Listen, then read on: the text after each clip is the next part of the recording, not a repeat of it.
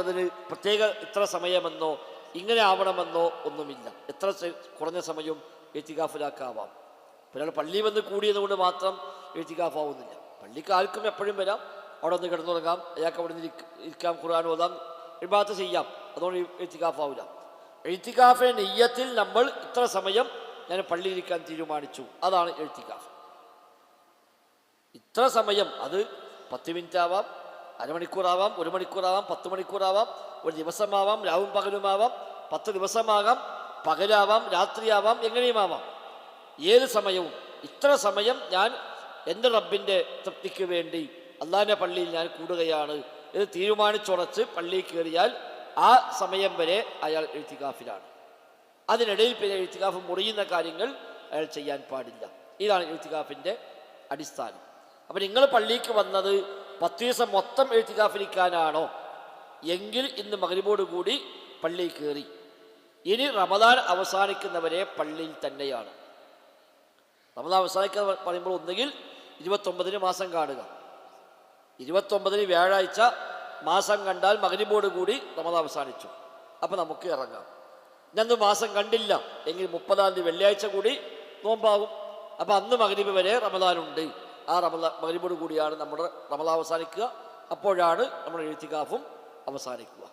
അപ്പം 10 ദിവസം പൂർണ്ണമായും പള്ളിയിൽ എഴുത്തിക്കാഫിരിക്കാനാണ് ഉദ്ദേശമെങ്കിൽ ആ പരിപൂർണമായ എഴുത്തിക്കാഫ് ലഭിക്കണമെങ്കിൽ ഇന്ന് മഗ്‌രിബ് മുതൽ റമദാന്റെ അവസാനത്തെ മഗ്‌രിബ് വരെ നമ്മൾ പള്ളിയിൽ തന്നെ കൂടുക, അതാണ് എഴുത്തിക്കാഫ്. അനിവാര്യമായ കാര്യങ്ങൾക്ക് മാത്രം പുറത്തിറങ്ങാം, വേറെ മാർഗമില്ലെങ്കിൽ. ഇപ്പം ബാത്റൂമിൽ പോകണം, ഏതായാലും പള്ളിയിലുള്ളിൽ പറ്റൂല, അപ്പം അതിനു വേണ്ടി പോകാം. എന്നാൽ അതിന് പോയി കുറച്ച് അവിടെ ഇരുന്ന് ഫോണുമ്മ കളിച്ച് വാർത്തകൾ നോക്കി യുദ്ധപ്രവൃത്തി നോക്കിയിട്ടാണെങ്കിൽ അത് പറ്റൂല. അത് എഴുത്തിക്കാഫിറ്റ് പറ്റുന്നതല്ല.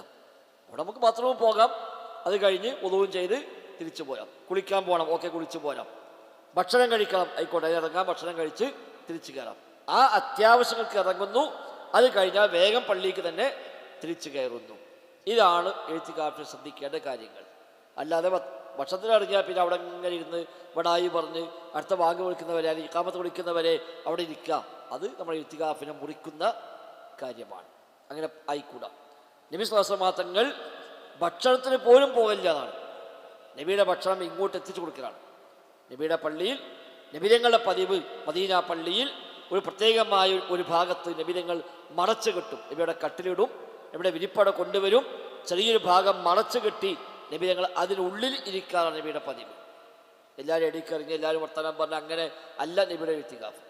നബിതങ്ങൾ 10 ദിവസം പൂർണ്ണമായും ഇബാദത്തിൽ മുഴുകി അവിടെ തന്നെ കൂടും. അതിനിടയ്ക്ക് ആരും ഒന്ന് കാണാൻ വന്നാൽ അവരെ നബി സ്വീകരിക്കും. സംശയം ചോദിക്കാൻ വന്നാൽ അത് പറഞ്ഞു കൊടുക്കും.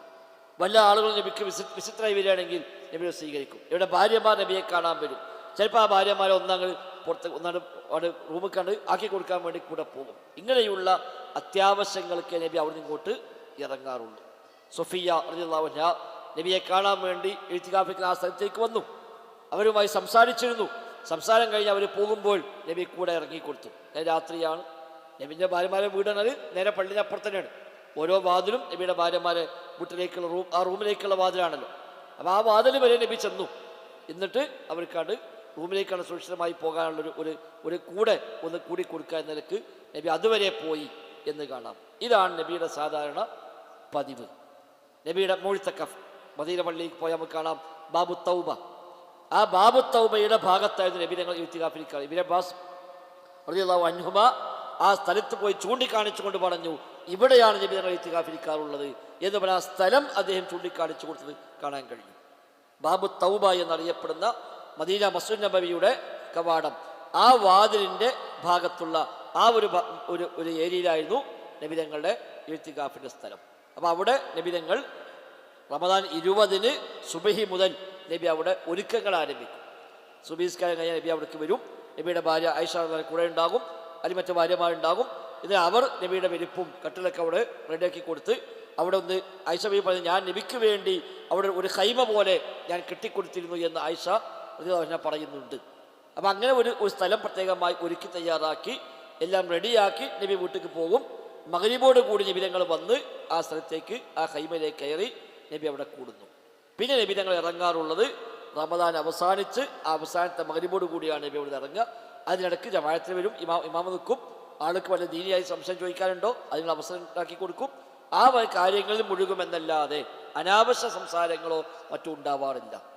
നബിയുടെ ഭക്ഷണം, നബിയുടെ ഭാര്യമാർ അവർ റൂമിൽ നിന്ന് ഭക്ഷണം അവിടെ കൊണ്ടുവന്ന് കൊടുക്കും. അവിടെ തന്നെ ഇരുന്നുകൊണ്ട് നബിതങ്ങൾ ആ ഭക്ഷണം കഴിക്കുകയും ചെയ്യും.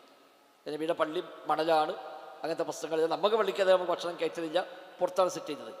അത് പള്ളിയുടെ വൃത്തി കൂടി കാത്തു സൂക്ഷിക്കുന്ന ഭാഗമാണ്, അതാണ് ചെയ്യേണ്ടത്. പിന്നെ നബിയുടെ കാലത്ത് പള്ളിയിൽ ചെരുപ്പിട്ട് കയറലുണ്ട്, അകത്ത് ഭക്ഷണം കഴിക്കലുണ്ട്. അന്നത്തെ പള്ളിക്ക് അത് പ്രശ്നമല്ല. എന്നാൽ ഇന്നതല്ല. നമ്മുടെ പള്ളിയുടെ വൃത്തിക്കത് കോട്ടമാണെങ്കിൽ ആ വൃത്തിയാണ് അവിടെ മുന്തിക്കേണ്ടത് എന്ന് ഇന്നത്തെ സലഫി പണ്ഡിതന്മാരൊക്കെ പ്രത്യേകമായി നബിയുടെ ഈ സുന്നത്തുകൾ വിശദീകരിക്കുമ്പോൾ തന്നെ പ്രത്യേകമായി പറഞ്ഞത് കാണാൻ കഴിയും. ഷർഹുഷമായ മുഹമ്മദിയിലൊക്കെ നമുക്ക് ആ ഒരു ഭാഗം ഷെയ്ഖ് അബ്ദുൽ റസാഖ് ബദർ ഹഫിദുള്ളയുടെ വിശദീകരണം ഇങ്ങനെ തന്നെ കാണാൻ കഴിയും. അവിടെ പള്ളിയുടെ വൃത്തിക്ക് ചെരുപ്പിട്ട് കയറൽ കോട്ടമാണെങ്കിൽ ചെരുപ്പിട്ട് കയറാൻ പറ്റില്ല. അപ്പം നബിൻ്റെ പള്ളി ചെരുപ്പിട്ട് കയറിട്ടില്ലേ എന്ന് പറഞ്ഞാൽ നമ്മളെ പള്ളി ചെരുപ്പിട്ട് കയറാൻ പറ്റുമോ? ഇല്ല. അവിടെ ചെരുപ്പ് അഴിക്കലാണ് മുന്തിക്കേണ്ടത്. കാരണം പള്ളിയുടെ വൃത്തിയെ അത് ബാധിക്കും. അപ്പം അങ്ങനത്തെ നമ്മളൊക്കെ പള്ളിയിലാണെങ്കിൽ ഭക്ഷണം കഴിക്കാൻ വേണ്ടി പുറത്തേക്ക് ഇറങ്ങാം.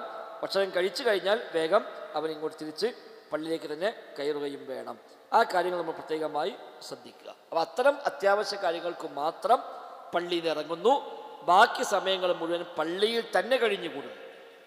അത് അവന് കഴിവിൻ്റെ പരമാവധി ആരാധനാമുറകൾ കൊണ്ട് സജീവമാക്കുക.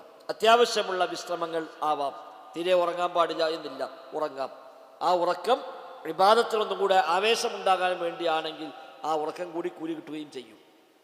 ആ ഉറക്കം ഒരു ഖിയാമുൽ ലൈൽ നിസ്കരിക്കാൻ ഒന്ന് ഉന്മേഷം കിട്ടണമെങ്കിൽ ഒരു സമയം ഉറങ്ങണം. ആ നിൽക്കോ ഉറങ്ങി അല്ലെങ്കിൽ ആ ഉറക്കം കൂടി അവന് ഖൈറാണ്, അതും അവന് പ്രതിഫലാർഹമായി മാറും. കാരണം നന്മക്ക് വേണ്ടിയാണ് അവനിവിടെ ഉറങ്ങുന്നത്. ഭക്ഷണം കഴിക്കുന്നത് അതിനു വേണ്ടിയാണ്. അല്ല അവിടെ നല്ല ഫുഡാണ്, നല്ല കൊശിയാണെന്നാണെങ്കിൽ അത് കിട്ടുന്നല്ലാതെ വേറൊന്നും ഉണ്ടാവില്ല. ആ നെയ്യത്ത് കൂടി ശരിയായി കിട്ടിയാൽ നമ്മുടെ ഭക്ഷണം കഴിക്കലും നമ്മുടെ ഉറക്കവും അടക്കം നമുക്ക് ഖൈറാക്കി മാറ്റാൻ കഴിയും. ഒരു നന്മക്കുള്ള നിമിത്തമായി മാറുന്നതെല്ലാം നന്മകളാണ്. ഒരു നന്മക്ക് ഖൈറിന് നിമിത്തമായി മാറുന്ന എന്തെല്ലാം ഉണ്ടോ അതെല്ലാം ഖൈറായി പരിഗണിക്കപ്പെടും. അപ്പോൾ ആ കാര്യം നമ്മൾ പ്രത്യേകമായി ശ്രദ്ധിക്കുക. ഇനി ഹലാലായ കാര്യങ്ങൾ തന്നെ നമ്മൾ കുറക്കുക. ഹറാമല്ല, ഹലാലാണ്, എന്നാൽ പോലും കുറക്കുക. ഇപ്പോൾ പരസ്പര സംസാരങ്ങൾ, സുഹൃത്തുക്കളുണ്ടാവും, പരിചയക്കാരുണ്ടാകും, ഒന്ന് ചിലപ്പോൾ പരിചയപ്പെടേണ്ടി വരും, ചില കാര്യങ്ങൾ ചോദിച്ചറിയേണ്ടി വരും, ആവാം, അത് പാടില്ലാത്തൊന്നുമല്ല. പക്ഷേ അതിനും ആവശ്യത്തിലേറെ സമയം നമ്മൾ ചിലവഴിക്കാതിരിക്കുക. അത്യാവശ്യമുള്ള സംസാരങ്ങളോ ആ നിരക്കുള്ള കാര്യങ്ങളൊക്കെ ആവാം. അതില്ലാത്ത സമയങ്ങളൊക്കെ ഇബാദത്തുകളുമായി മുഴുകാനാണ് അവൻ ശ്രമിക്കേണ്ടത്. ഇനി എഴുത്തിക്കാഫിൽ നേരത്തെ പറഞ്ഞ പോലെ പരിപൂർണമായ എഴുത്തിക്കാഫ് എന്നുള്ളത് 10 ദിവസം രാവും പകലുമുള്ള എഴുത്തിക്കാഫാണ്. അത് ഒരാൾക്ക് പൂർണ്ണമായും ഉദ്ദേശിക്കുന്നുവെങ്കിൽ ജുമായുള്ള പള്ളിയിലാണ് എഴുത്തിക്കാഫിരിക്കേണ്ടത്. അല്ലാത്ത പള്ളിയാണെങ്കിൽ അയാൾ ജുമായ്ക്ക് വേണ്ടി അങ്ങോട്ട് പോകേണ്ടി വരും. അപ്പോൾ എഴുത്തിക്കാഫിൻ്റെ തുടർച്ചയെ ബാധിക്കുകയും എഴുത്തിക്കാഫ് മുറിഞ്ഞു പോവുകയും ബാത്തിലാവുകയും ചെയ്യും. അതുകൊണ്ട് 10 ദിവസം മൊത്തം എഴുത്തിക്കാഫാണോ ജുമായുള്ള പള്ളി? ഞങ്ങളുടെ ഉദ്ദേശമില്ല, രാത്രി മാത്രമേ ഉദ്ദേശമുള്ളൂ, അല്ലെങ്കിൽ ഒഴിവുള്ള സമയത്ത് മാത്രമേ ഉദ്ദേശമുള്ളൂ, ഓക്കെ, എങ്കിൽ ജമാഅത്ത് നടക്കുന്ന ഏത് പള്ളിയുമാവാം. ജമാഅത്ത് നഷ്ടപ്പെടാതിരിക്കാൻ വേണ്ടി ജമാഅത്തുള്ള ഏത് പള്ളിയിലുമാവാം. അല്ലാതെ വീട്ടിൻ്റെ ഉള്ളിലുണ്ടാക്കിയ നിസ്കാര മുറിയിലോ ഒന്നും എഴുത്തിക്കാഫില്ല. നബിയോ ഭാര്യമാരോ അങ്ങനെ ഇരുന്നിട്ടില്ല. നബി തങ്ങൾ മരിക്കുന്നവരെ റമദാനിൽ എഴുത്തിക്കാഫിരുന്നു. നബിയുടെ കാലശേഷം നബിയുടെ ഭാര്യമാരും എഴുത്തിക്കാഫിരുന്നു. ബുഖാരി മുസ്ലിം റഹിമഹുല്ലാഹ് റിപ്പോർട്ട് ചെയ്ത ഹദീസാണ്. ആ ഹദീസ് വ്യാഖ്യാനിക്കുമ്പോൾ സഹീഹ് മുസ്ലിമിൽ നബി ഇമാം റഹിമഹുല്ലാഹ് പറഞ്ഞു, എഴുത്തിക്കാഫ് പള്ളിയിലേ പറ്റൂ എന്നതിന് ഈ ഹദീസ് തെളിവാണ്. പള്ളി അല്ലാത്ത സ്ഥലത്ത് വീട്ടിൽ പറ്റുമായിരുന്നുവെങ്കിൽ ഒരിക്കലെങ്കിലും അവർ അവിടെ എഴുത്തിക്കാഫിരിക്കുമായിരുന്നു. വിശിഷ്യ നബിയുടെ ഭാര്യമാരെങ്കിലും, അവർക്ക് പള്ളിയിൽ തന്നെ വന്ന് കൂടാൻ പല പ്രയാസവും ഉണ്ടാകുമല്ലോ, എന്നിട്ട് പോലും അവർ വീട്ടിലിരിക്കാതെ പള്ളിക്ക് വന്നു. അതിനർത്ഥം വീട്ടിൽ എഴുത്തിക്കാഫില്ല എന്ന് ഈ ഹദീസ് വ്യാഖ്യാനിച്ചുകൊണ്ട് സഹീഹ് മുസ്ലിമിൽ നബി ഇമാം റഹിമഹുല്ലാഹ് രേഖപ്പെടുത്തിയത് നമുക്ക് കാണാൻ സാധിക്കുന്നത്. അപ്പോൾ ആണാവട്ടെ പെണ്ണാവട്ടെ പള്ളിയാണ് എഴുത്തിക്കാഫ്. അവർക്കത് രണ്ടു കൂട്ടർക്കും പുണ്യമുള്ള കാര്യമാണ്. പക്ഷെ നെയ്യത്ത് ശരിയാവണം. ഒരിക്കൽ നബിതങ്ങൾ വന്ന് പള്ളിയിൽ ഹൈമ കെട്ടിയപ്പോൾ നബിയുടെ ഭാര്യ സൈനബ അവരും അങ്ങേപ്പുറത്ത് ഒരു ഹൈമ ഉണ്ടാക്കി. അപ്പോൾ മറ്റു ഭാര്യമാരൊക്കെ എന്താ ഓള് മാത്രം നബിനടുത്ത് ഒരു ഹൈമട്ടത്, എന്താ നമുക്ക് പറ്റൂലേ? അപ്പോൾ മറ്റേ ഭാര്യ അങ്ങേപ്പുറത്ത് ഓള് ഹൈമ ഉണ്ടാക്കി. അപ്പോൾ അടുത്ത ഭാര്യ വന്നു, ഇപ്പുറത്ത് അവരൊന്നുണ്ടാക്കി. നബി എല്ലാം കഴിഞ്ഞ് പള്ളിക്ക് നോക്കുമ്പോൾ ആകെ ഒന്നാകെ ഹൈമകൾ. അപ്പോൾ എന്താ ഇപ്പോൾ ചോദിച്ചു? ഇത് ഭാര്യമാരെല്ലാവരും കൈമട്ടിയ ഞങ്ങൾ ചുറ്റുഭാഗത്ത് പോലും ഇത്തികാഫിരിക്കുകയാണ്. അപ്പം നബി വെച്ചു ആൽ ബിർറ തുരീദൂൻ, നിങ്ങളെ ഉദ്ദേശം നന്മയാണോ ചോദിച്ചു, അതോ വാശിയാണോ? ഓളുണ്ടെങ്കിൽ ഞാനും ഉണ്ടെന്ന അങ്ങനെ കണ്ടുവിടാൻ പറ്റുമല്ലോ എന്നാണോ? എല്ലാം പൊളിച്ചളിയാണ്. നബിൻ്റെ കൈമടക്കം പൊളിക്കാൻ പറയും. നബി അത് മാണ്ടാറ്, എല്ലാവരും പൊയ്ക്കൊടിയാണ്. അപ്പം നെയ്യത്ത് ശരിയല്ലെങ്കിൽ കാര്യമില്ല. നബി അടക്കം നബിൻ്റെ കൈമയും പൊളിച്ചു ഓലിനും പൊളിക്കാൻ പറഞ്ഞ് അങ്ങനത്തെ ഒരു ഇത്തികാഫ് വേണം. അങ്ങനെ വാശിക്കും മത്സരത്തിനും വേണ്ട. നബി അന്ന് ഇത്തികാഫ് ഇരുന്നില്ല. ആ കൊല്ലം അവസാന 10 നബി ഇത്തികാഫ് ഇരുന്നില്ല.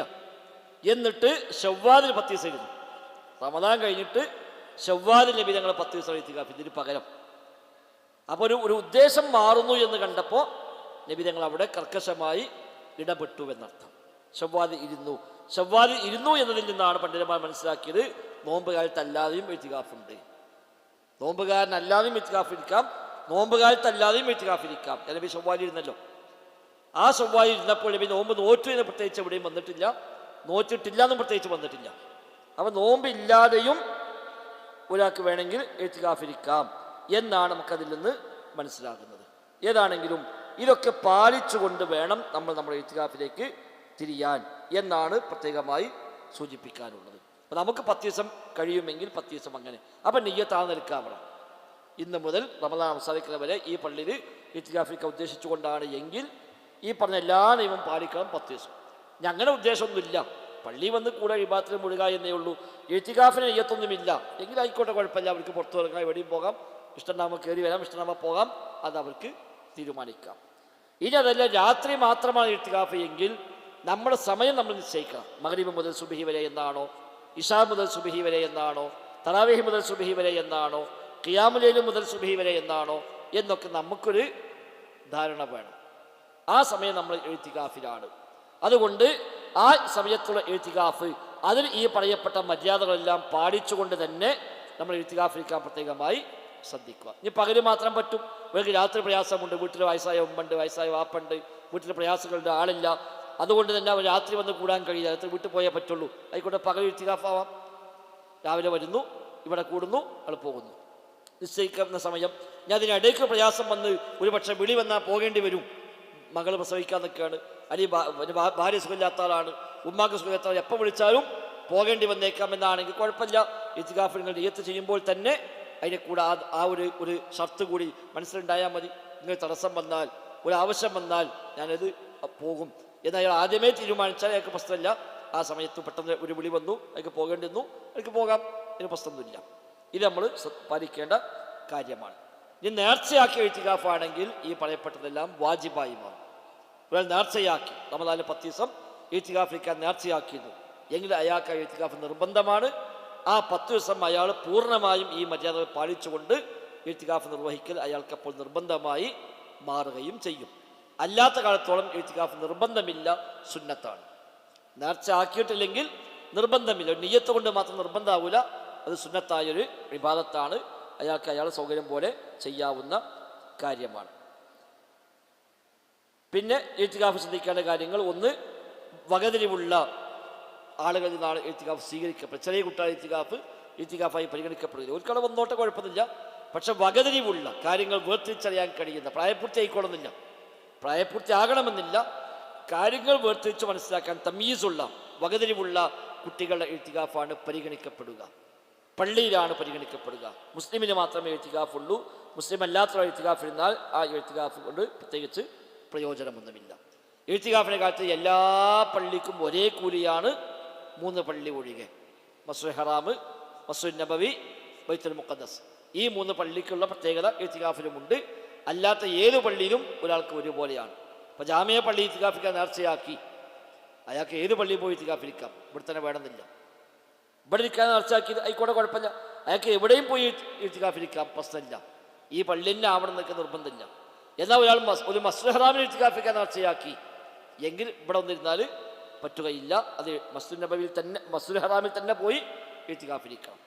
മസ്ജിദുൽ നബവിയിൽ ഇത്തികാഫിക്കാൻ നേർച്ചയാക്കി എങ്കിൽ മസ്ജിദുൽ നബവിയും പറ്റും, മസ്ജിദുൽ ഹറാമും പറ്റും. കാരണം മസ്ജിദുൽ ഹറാമും മസ്ജിദുൽ നബവിയേക്കാൾ മഹത്വം കൂടുതലാണ്. ബൈത്തുൽ മുഖദ്ദസിൽ ഇത്തികാഫ് നേർച്ചയാക്കി എങ്കിൽ ബൈത്തുൽ മുഖദ്ദസും പറ്റും, മസ്ജിദുൽ നബവിയും പറ്റും, മസ്ജിദുൽ ഹറാമും പറ്റും. ബാക്കി എല്ലാ പള്ളികളും ഈ വിഷയത്തിൽ ഒരുപോലെയാണ്. അത് എവിടെ ഇരുന്നാലും ഒരേ പ്രതിഫലമാണ്. അല്ലാത്ത ഏത് പള്ളിക്കും മറ്റു പള്ളിയേക്കാളേറെ പ്രത്യേകിച്ച് എന്തെങ്കിലും ഒരു മേന്മ ആ വിഷയത്തിൽ ഇല്ല.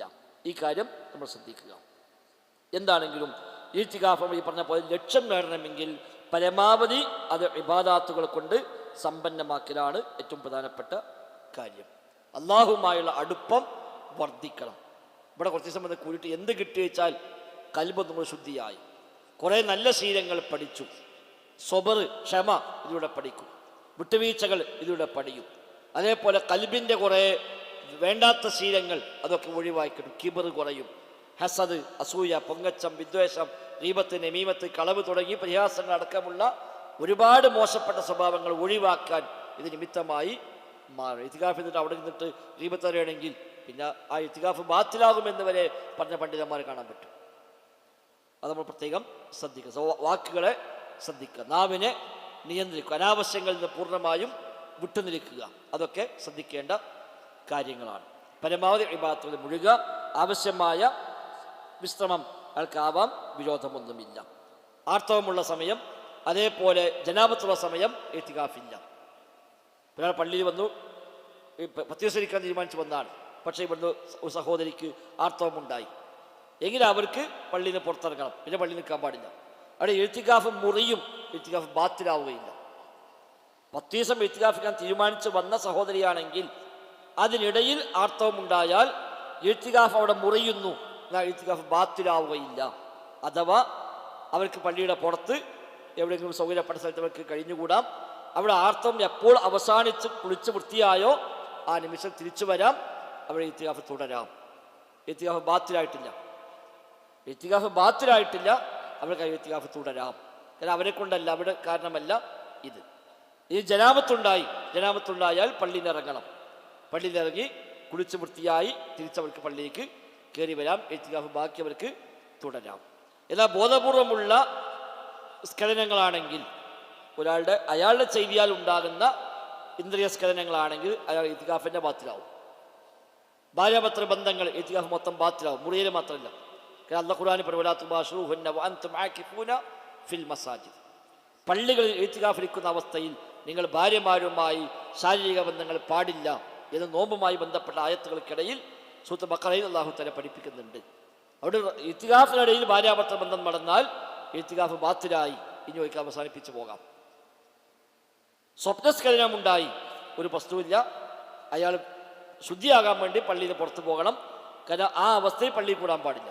പുറത്തിറങ്ങി അയാൾ കുളിച്ച് ശുദ്ധിയായി തിരിച്ചു വന്ന് അയാൾ ഇഅ്തികാഫിലേക്ക് തുടരാം. എന്നാൽ അയാളുടേതായ കാരണങ്ങളാൽ, അയാളുടെ സ്വന്തമായ പരിശ്രമങ്ങളാൽ, മുഷ്ടിമൈഥുനമായോ സുവർഗരീതിയായോ ഒക്കെയുള്ള കാരണങ്ങളാലാണ് അയാൾക്ക് സ്ഖലനമുണ്ടായത് എങ്കിൽ അയാൾ ഇഅ്തികാഫ് തന്നെ ബാത്തിലായി, അയാൾക്ക് അവിടെ അവസാനിച്ചു. ഒതു മുറിഞ്ഞാൽ നിസ്കാരം ബാത്തിലാകണ പോലെ, നിസ്കാരം ബാത്തിലാകണ പോലെ ആ ഇഅ്തികാഫ് അവിടുന്ന് ബാത്തിലായി. ഇനി പുതിയ ഇഅ്തികാഫ് വേണമെങ്കിൽ ആരംഭിക്കാം, ആ തുടർച്ചയാൾക്ക് ലഭിക്കുകയില്ല. അപ്പം അത്തരം കാര്യങ്ങൾ നമ്മൾ പ്രത്യേകമായി ശ്രദ്ധിക്കാം. പള്ളി വന്ന് കൂടുന്നത് നന്മകൾക്ക് വേണ്ടിയാണ്, ഖൈറിന് വേണ്ടിയാണ്. പള്ളിക്കൊരു മഹത്വമുണ്ട്. ആ മഹത്വം നമ്മൾ പ്രത്യേകം കാത്തു സൂക്ഷിക്കണം. ഈ ദിവസങ്ങളിൽ 10 ദിവസം ഒന്നാകെ പള്ളി കൂടുമ്പോൾ ആദ്യത്തെ ദിവസമൊക്കെ പള്ളിയോട് വലിയ ബഹുമാനം ഉണ്ടാവും. ഇന്നും നാളെയൊക്കെ എല്ലാവർക്കും വലിയ ചടക്കും ഭയങ്കര നിഷ്ഠയും ഇബാദത്തും ഖുർആനൊക്കെ പിന്നെ മെല്ലെ ഇങ്ങനെ കുറഞ്ഞു വരും. അതാണ് പല സ്ഥലത്തും കാണാറുള്ളത്. പിന്നെ ഭയങ്കര ഒച്ചയും ബഹളും, പള്ളിക്ക് ഭയങ്കര ചെറിയും കച്ചവടങ്ങളും ഇടപാടും ഏർപ്പാടും ഒക്കെ ആയിട്ട് മാറുന്നത് നമ്മൾ ശ്രദ്ധിക്കണം. അതുണ്ടായിക്കൂടാ. പള്ളിക്കൊരു ബഹുമാനമുണ്ട്. പള്ളി കച്ചവടം ചെയ്താൽ ആ കച്ചവടത്തിൽ ലാഭമില്ലാതിരിക്കാൻ ദുആ ചെയ്യണമെന്നാണ് നബി തങ്ങൾ പഠിപ്പിച്ചത്. കളഞ്ഞുപോയ വസ്തു അന്വേഷിക്കാൻ പോലും പാടില്ല പള്ളിയിൽ. ദുന്യവിയായ സംസാരങ്ങൾ പള്ളിയിൽ പാടില്ല, ഉറക്കെ സംസാരിക്കാൻ പാടില്ല എന്നൊക്കെ കാണാൻ കഴിയും. അതൊക്കെ ശ്രദ്ധിക്കാൻ നമുക്ക് പ്രത്യേകമായ ബാധ്യതയുണ്ട്. 10 ദിവസം ഇവിടെ കൂടുമ്പോൾ തീർച്ചയായും പള്ളിയുടെ എല്ലാ ഹുർമത്തും നമ്മൾ കാത്തു സൂക്ഷിക്കാൻ ബാധ്യസ്ഥരാണ്. വൃത്തി നമ്മൾ നിലനിർത്തുക. നമ്മളെക്കൊണ്ട് പള്ളിക്കൊരു ഹുർമത്ത് നഷ്ടപ്പെടാൻ പാടില്ല. അവിടെ ഒരു അനാവശ്യമായ സംസാരങ്ങൾ പോലും പാടില്ല. നമ്മളെ ബെഡ്ഷീറ്റ്, നമ്മളെ തലയിണമൊക്കെ അലക്ഷ്യമായി അവിടെയും ഇവിടെ ഇട്ട് പള്ളിൻ്റെ എല്ലാ ഒരു വക്കാറും എല്ലാ ഗൗരവവും നഷ്ടപ്പെടുന്ന രീതിയിൽ ആയിക്കൂടാ. കുട്ടികളൊക്കെ പ്രത്യേകിച്ച് ശ്രദ്ധിക്കുക. പള്ളി വരുമ്പോൾ പാലിക്കേണ്ട എല്ലാ മര്യാദകളും, പ്രത്യേകിച്ച് നമ്മൾ ഇഫ്താർ കുട്ടികളടക്കം ഇവിടെ ഉണ്ട്, നിങ്ങളൊക്കെ കാര്യം പ്രത്യേകം ശ്രദ്ധിക്കുക. പള്ളിക്കൊരു ബഹുമാനമുണ്ട്. പള്ളിയിൽ കയറിയാൽ നിങ്ങൾ ആ ബഹുമാനം നിലനിർത്തുക. പിന്നെ അവിടെ വർത്താനം പറഞ്ഞു അങ്ങോട്ടും ഇങ്ങോട്ട് തോണ്ടിയും കളിച്ചും നിസ്കാരത്തിൽ വരെ അറിയാത്തതുകൊണ്ടായിരിക്കാം ചില കുട്ടികളൊക്കെ അങ്ങനെ ഒരു ഗൗരവം കാണാതൊക്കെ ചിലപ്പോൾ ചെയ്യലുണ്ട്. നിങ്ങളെ പറ്റിയല്ല, അല്ലാത്ത കുട്ടികളൊക്കെ. അപ്പോൾ ആ കാര്യമൊക്കെ പ്രത്യേകം നിങ്ങളൊക്കെ ശ്രദ്ധിക്കണമെന്ന് ഈ സമയത്ത് ഓർമ്മപ്പെടുത്തുകയാണ്. പരമാവധി നമ്മൾ ഇബാദത്തുകളിൽ മുഴുകുക, ഖുർആൻ ഓതുക, ദിക്ർ ചൊല്ലുക. കുറച്ച് സമയമെങ്കിലും നമ്മളും അള്ളാഹും സ്വകാര്യമായി ചില മുനാജാത്തുകൾ, രഹസ്യ സംഭാഷണങ്ങൾ നടക്കണം. ആരുമില്ലാതെ ഒറ്റയ്ക്ക് പോയി സുജൂദ് കിടന്നുവോ അല്ലെങ്കിൽ അപ്പുറത്തെവിടെയും പോയി ഇരുന്നോ ഒന്നുണ്ടാക്കി ഒന്ന് പടച്ച റബ്ബിനോട് മനസ്സറിഞ്ഞ് പ്രാർത്ഥിക്കാൻ, നമ്മളെ പാപങ്ങൾ പൊറുക്കാൻ, ജീവിതത്തിലെ കഴിഞ്ഞ കാലത്തെപ്പറ്റി ആലോചിച്ചുകൊണ്ട് അവിടെയൊക്കെ ചെയ്തു പോയ ഒരുപാട് തിന്മകൾ ജീവിതത്തിലുണ്ടാകും. ഒന്നും അറിയാത്ത കാലത്തൊക്കെ ഒരു പക്ഷേ പലതും അങ്ങനെ ചെയ്തിട്ടുണ്ടാവും. അതൊക്കെ ഓർത്ത് പടച്ച റബ്ബിന് മുമ്പിൽ എല്ലാം തുറന്നു പറഞ്ഞ് റബ്ബിനോട് മാപ്പ് ചോദിക്കാൻ പറ്റുന്നില്ല സമയമാണ്. പാപങ്ങൾ പൊറുക്കാൻ ഇതിനേക്കാളും നല്ല സമയം നമുക്ക് വേറെ ഇല്ല. വിശിഷ്യ ഒറ്റയായ രാവുകൾ, ലൈലത്തുൽ ഖദ്ർ പ്രതീക്ഷിക്കാവുന്ന ദിവസങ്ങളാണ് 10 ദിവസം. അതിൽ ഒറ്റയായ രാവുകൾ പ്രത്യേകിച്ചും നബി നിങ്ങൾ പറഞ്ഞല്ലോ, നിങ്ങൾ ലൈലത്തുൽ ഖദ്ർ പ്രതീക്ഷിക്കണം. അവസാന ദിവസങ്ങളിലെ ഒറ്റയായ രാവുകളിൽ നിങ്ങൾ ലൈലത്തുൽ ഖദ്ർ പ്രതീക്ഷിക്കണം എന്ന് നബി തങ്ങൾ പ്രത്യേകമായി നമ്മോട് പറഞ്ഞിട്ടുണ്ട്. മാത്രമല്ല, മൻ ഖാമ ലൈലത്തുൽ ഖദ്രി ഈമാനൻ വഹ്തിസാബൻ ഗുഫിറ ലഹു മാ തഖദ്ദമ മിൻ ദംബിഹി. ലൈലത്തുൽ ഖദ്റിൽ ഈമാനോടെ, ഇഹ്തിസാബോടെ, വിശ്വാസത്തോടെ, പ്രതിഫലേച്ഛയോടെ വല്ലോണം നിസ്കരിക്കുന്നുവെങ്കിൽ കഴിഞ്ഞകാല പാപങ്ങൾ മുഴുവനും അവൻ്റേത് പൊറുക്കപ്പെടും. പൊറുക്കപ്പെട്ടു എന്ന് ഭൂതകാലക്രിയയാണ്, അഥവാ പൊറുക്കപ്പെടും. അത്രയും ഉറപ്പാണ്, സംശയിക്കാനില്ല എന്നർത്ഥം. അപ്പം അതിന് പറ്റിയ ദിവസം ഇപ്പം ഇന്ന് 21 രാവാണ്, ഒറ്റയായ രാവാണ്. ലൈലത്തുൽ ഖദ്ർ ആവാൻ സാധ്യതയുള്ള ദിവസങ്ങളിൽപ്പെട്ട ദിവസമാണ് 21 രാവ്. അതൊക്കെ പ്രത്യേകം നമ്മൾ ശ്രദ്ധിക്കുക. ഓരോ കൊല്ലവും ലൈലത്തുൽ ഖദ്ർ മാറി മാറി വന്നേക്കാം. എന്നും ഒരേ ദിവസം ആകണം എന്നില്ല. ചിലപ്പോൾ 21 ആവും, ചിലപ്പോൾ 23 ആവും, അങ്ങനെ മാറാം. ഓരോ വർഷവും മാറി മാറി വരുന്നതിന് വിരോധമൊന്നുമില്ല. അള്ളാഹു തആല ഈ കൊല്ലം ഏത് ദിവസം തീരുമാനിച്ചതെന്ന് അള്ളാഹ്ക്കേ അറിയുള്ളൂ. ഖുർആൻ ഇറങ്ങിയത് ഒരു ദിവസമാണ്, ആ കൊല്ലം അന്നായിരുന്നു ലൈലത്തുൽ ഖദ്ർ. ഇന്നാ അൻസൽനാഹു ഫീ ലൈലത്തുൽ ഖദ്ർ എന്ന് പറഞ്ഞ ഖുർആൻ ഇറക്കിയ മാസം, അന്ന് അക്കൊല്ലം അതാണ് ലൈലത്തുൽ ഖദ്ർ. അടുത്ത കൊല്ലം അള്ളാഹു തആല നിശ്ചയിക്കുന്ന മറ്റു ദിവസമായിരിക്കാം.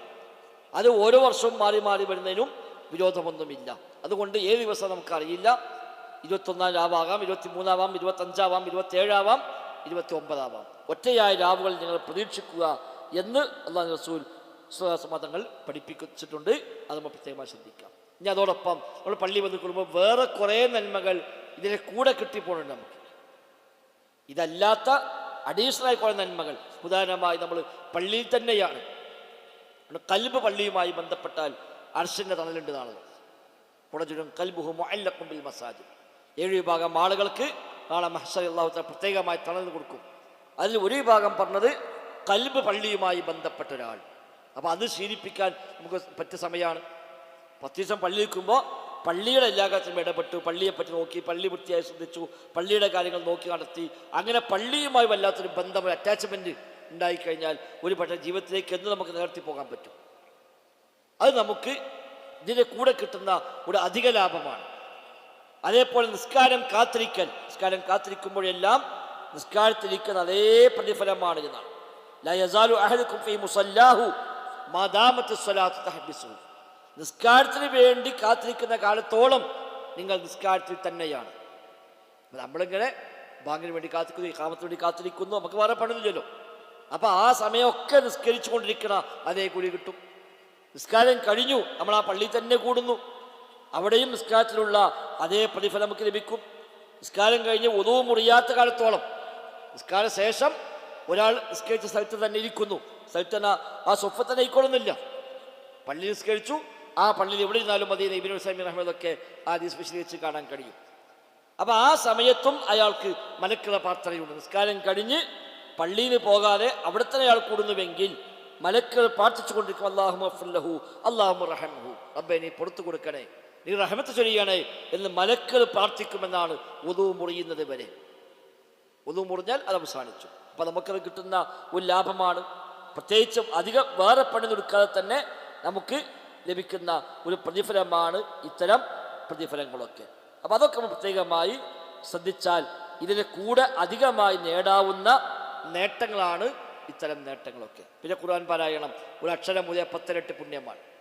അത് സാധാരണ ദിവസങ്ങൾ റമദാനാകുമ്പോൾ കൂടും, അവസാനത്തെ 10 കൂടും. അതേപോലെ റബ്ബ് തീരുമാനിക്കുന്ന ആളുകൾക്ക് അധികമായി അല്ലാഹു തആല വർദ്ധിപ്പിച്ചു കൊടുക്കും. അപ്പോൾ നമുക്ക് ചെയ്യാം. ദിക്റുകൾ, ദുആകൾ, തസ്ബീഹുകൾ, സ്വലാത്തുകൾ വർദ്ധിപ്പിക്കാം. ഒരു സ്വലാത്തിന് 10 ഇരട്ടി പുണ്യമുണ്ട്. ഓരോ ദിക്റും വലിയ വലിയ മഹത്വമുണ്ട്. സുബ്ഹാനല്ലാഹ്, അൽഹംദുലില്ലാഹ്, അല്ലാഹു അക്ബർ, ലാ ഇലാഹ ഇല്ലല്ലാഹ്, ഇതൊക്കെ വലിയ പുണ്യമുള്ള ദിക്റുകളാണ്. സുബ്ഹാനല്ലാഹി വബിഹംദിഹി സുബ്ഹാനല്ലാഹിൽ അലീം. വലിയ മഹത്വമുള്ള പ്രതിഫലമുള്ള ദിക്റാണ്. അസ്തഗ്ഫിറുല്ലാഹ്, ഇസ്തിഗ്ഫാർ വർദ്ധിപ്പിക്കൽ പ്രത്യേകം പഠിപ്പിക്കപ്പെട്ട കാര്യമാണ്.